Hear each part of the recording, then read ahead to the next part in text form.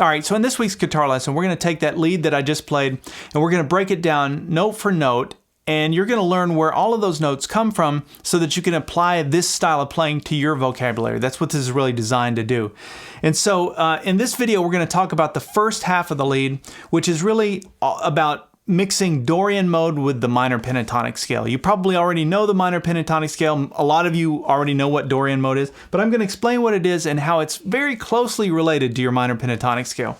And this is a great mode to learn if you're ever playing something in a minor key. It just gives you a little more sophisticated sound. I mean, that's sort of a simple way of putting it.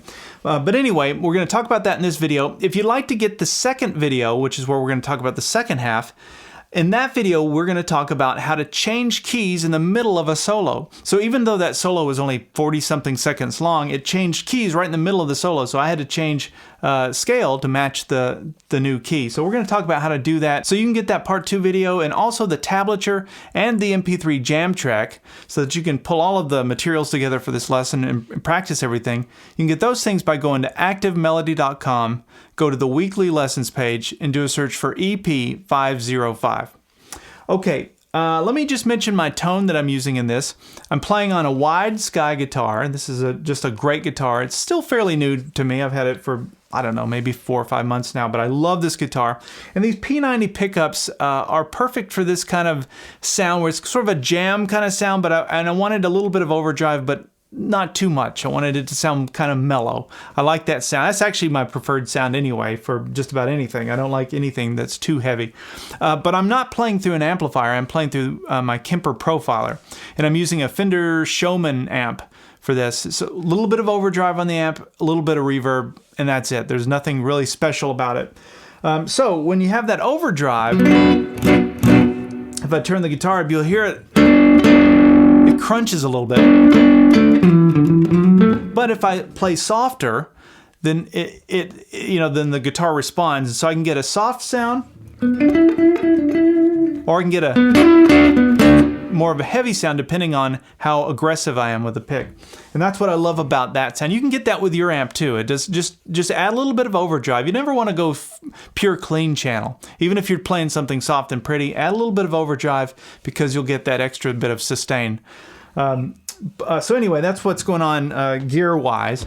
Let's talk about this song. So the song is in the key of B minor, and just so we're on the same page as to get our bearings here, I'm playing everything out of this. This is sort of my home base here, where I've got a bar on the 7th fret with my index finger, and then I've got my pinky and ring finger on the 9th fret, strings 5 and 4. That's my B minor chord. That's sort of my home base. So I'm going to connect my Dorian mode. I'm going to connect my minor pentatonic scale. Everything's going to come from this area. So anyway, that's that. Let me play for you the first part so that you can get that opening jam in your head, and then we'll talk about it.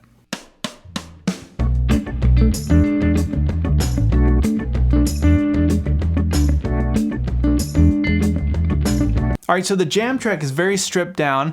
That's me on organ, just sort of coming in there, very minimal stuff. The bass line I was playing was something like...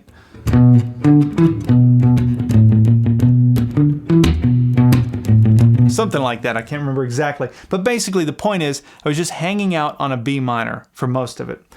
But I wanted to play something a little bit, sort of to get the groove going, I guess, with a guitar. I didn't want to jump right into a lead. That sounded too, like, abrupt. So I started with kind of a fun little vamp that's going on there. And what's going on, basically, I'm chord-wise, I'm thinking about a B minor 7 chord going to an E7 chord. And anytime you're hanging out on a chord for an extended period of time, whether it be major or minor, you can take that chord and play the chord and then play its 4 chord. So even though it's a minor chord, even though it's a B minor, I'm treating that like the 1 chord. So that'd be like my B chord going to its 4 chord, which would be an E7 or an E, B to an E. And that would work if it was major as well. Instead of playing the full chord though, it sounded too muddy, I'm just playing strings 3 and 4. And so I'm just taking this little chunk out of the middle of those chords. So I'm barring really just like the first 4 strings on the 7th fret and playing strings 3 and 4. That represents my B minor 7. And then I keep my ring finger on that 7th fret 3rd string, but then I put my index finger on the 6th fret 4th string. And that represents my E7 because I've got the 3rd of the chord. So if I was playing my E7 voicing like this, you could see I'm just playing those 2 strings. So B minor 7 to the E7. Now, the other thing to mention about that is the rhythm that's going on. So there's 2 things that are happening with the right hand. One, my hand stays in motion the whole time. Whether I'm playing something or not playing something, the right hand is down, up, down, up, down, up, down, up. It never breaks rhythm. The other thing to mention is palm muting. So I've got my palm, this part of my hand is sort of resting on the bridge back here.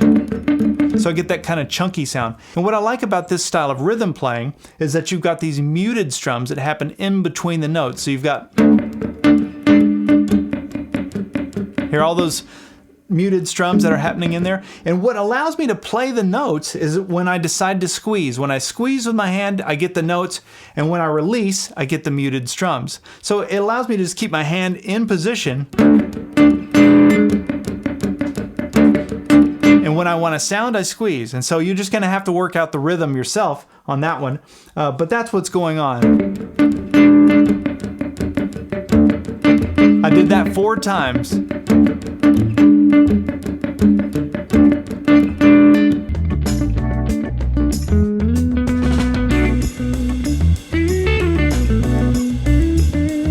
All right, so then after that, I go right into the lead part and it goes.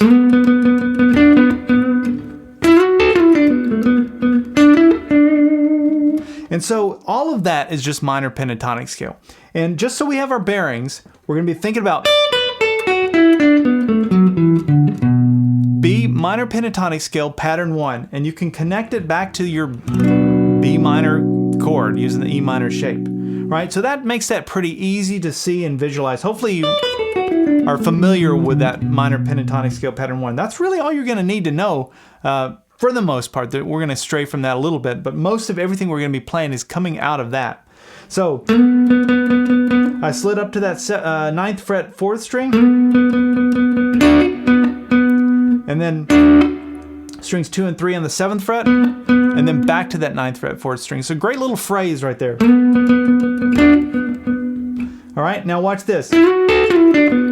That's a must-know blues lick. You probably already know this one. If you don't, you've got to learn it. Now this is where we're going to go into pattern 2. So I am stepping out of pattern 1 just for this one little lick here. So I'm coming up to the 11th fret 3rd string with my ring finger, and then middle finger on the 10th fret 2nd string. And you hit those 2 notes. And this would be out of pattern 2, right? Of your minor pentatonic scale for B. B minor pentatonic scale pattern 2. I'm going to hit that and then slide back into pattern 1. So we have and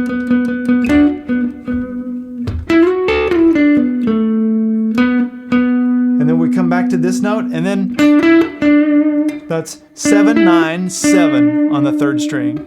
And that's that whole first phrase.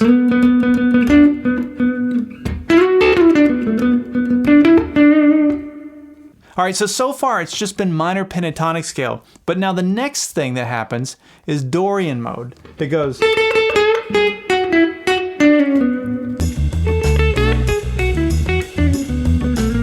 Now let me just walk you through this. This will be very brief. I covered this many times. A lot of you already know this, so this will be a quick little repeat for you. But minor pentatonic scale, pattern 1. We're going to add 2 notes to that to convert it to our Dorian mode. That's it. We're going to take the same shape, but we're just going to add 2 notes. So, starting here with that pinky note, the first note we're going to add is the 9th fret 1st string. Now, I want you to notice the pattern that happens on that 1st string. It's 10, 9, 7, right? Because we're going to do that same pattern on the 2nd string. 10, 9, 7. I love this because it's so symmetrical. Now we're going to shift down to our 3rd string, and we're going to use our pinky here on the 9th fret 3rd string. So we're going to go 9, 7, 6. We're going to follow that same pattern on the 4th string. 9, 7, 6. So let's put it all together. Just play that with me.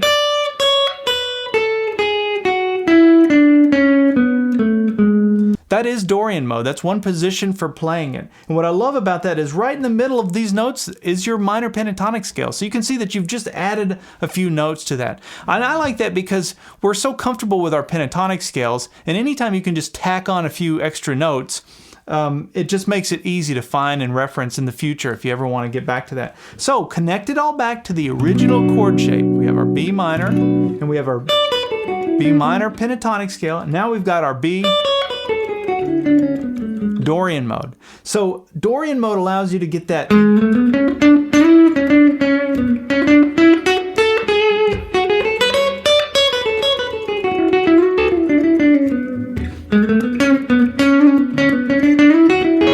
all that kind of jam band minor. It gives you that real positive sounding minor scale. I just love the sound of Dorian. Now remember, Dorian only works in a minor key. You couldn't use Dorian if it was a major chord.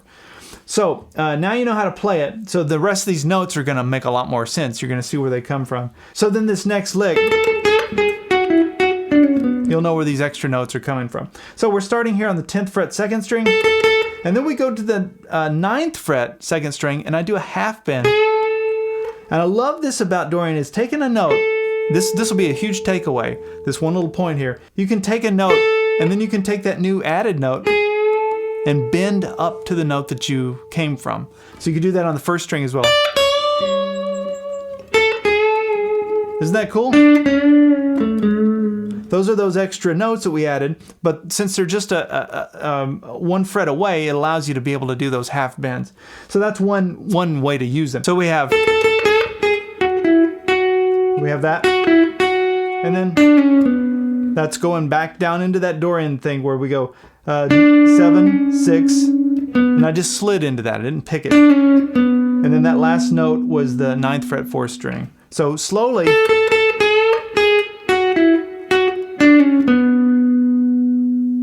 And then I ended that phrase with.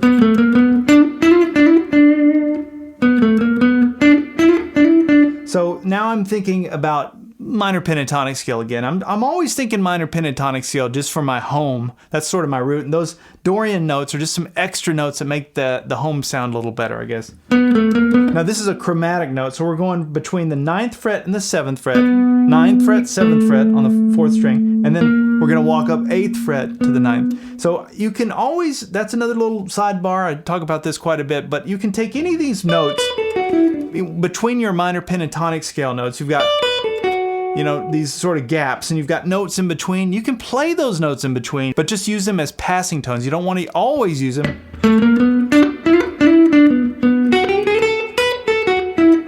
So anytime you've got those extra notes, you can experiment with that and see what I mean. Just sort of work them in. So I played that chromatic thing, 7th fret 3rd string, and then a quick slide from the 9th fret to the 10th fret on that 3rd string. That's like the blue note.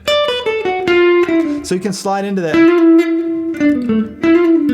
You hear that quite a bit in the blues, just sort of sliding up to that note. So,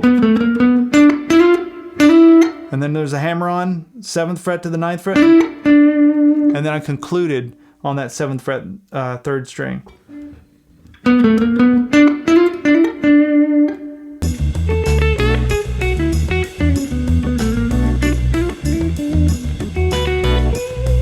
All right, so for this next lick, we're gonna go, I'm I'm thinking minor pentatonic scale. Starting in pattern 1, I'm barring the first 2 strings on the 7th fret, 2, 1, 2, 1, and then sliding up to the 12th fret 2nd string. Now I'm sliding back into pattern 2 of my minor pentatonic scale for B.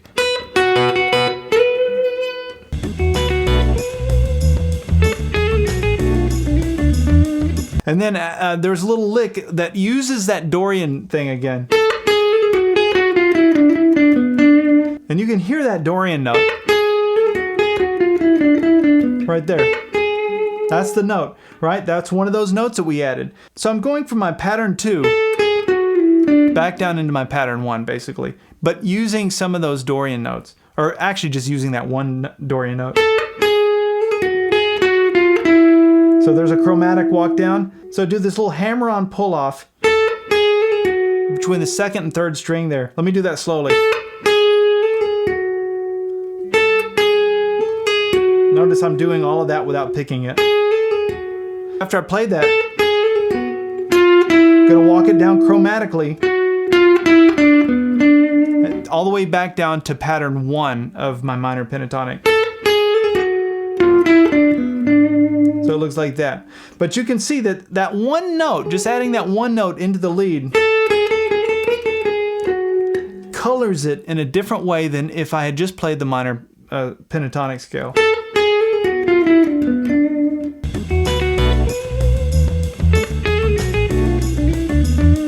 So the way that I actually played it is went back and checked. It goes like this. So there's a few extra notes down here. Came down to the 7th fret, up to the 9th fret, back to the 7th fret, 9th fret, 4th string, then concluded on that note. That's a fun little lick that you can, even if you learn nothing else, just learn that lick and know it in context so that anytime you're playing something in a minor key, you could work that into your playing.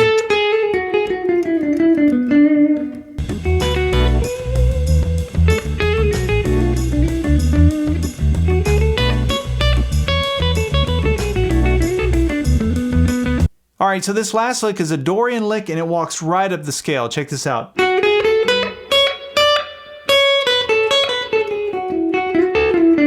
There's a little scale pattern that happens there coming back down, but check it out. Walking up, it's the same notes that we already talked about right out of that scale. So it's 7, 9, 10 on the 2nd string, and then we're gonna follow those same frets on the 1st string. So we go like this. The first one was like a triplet. The first 3 was like triplet, and then we go 1, 2, 3. And you can see where those notes are coming from now, right? Right out of that Dorian. It fits perfectly over that B minor. Now watch this next line here. So we're gonna play the same notes. We're gonna start walking down from here, from this 9th fret 1st string. We're gonna go 9, 7 on the 1st string, 10 on the 2nd string. So we have, and then we're gonna go back. This is a common technique that's used where you just follow these little patterns, but right out of your scale. So it's, we go back to the 9th fret 1st string, and then we play the same notes again. So we go like this. And then we keep going. And then watch this. Now we're gonna switch gears. We're gonna go into the minor pentatonic scale. So I was really just playing Dorian on those top 2 strings. Now from here on out, it's gonna be minor pentatonic scale. Let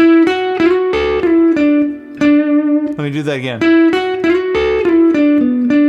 And you can see where that is. It's pattern 1, sliding up to pattern 2, back to pattern 1. So that's 9, 7 on the 2nd and 3rd and 2nd string.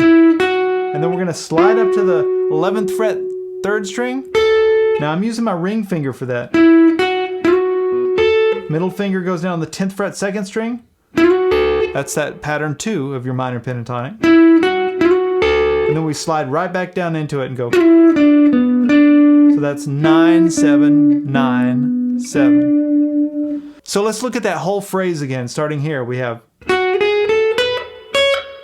We go down.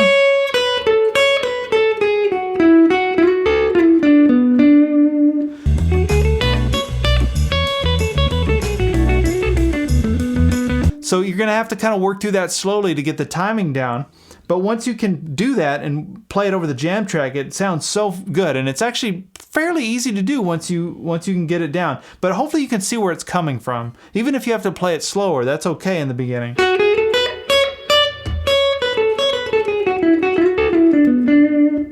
All right, well, I realize that this can feel like a lot of information, but if we break it down, what was really covered there, it's really just the minor pentatonic scale, pattern 1, we played pattern 2 in a few spots, and it's that Dorian mode, which is your minor pentatonic scale, but a few extra notes added to it.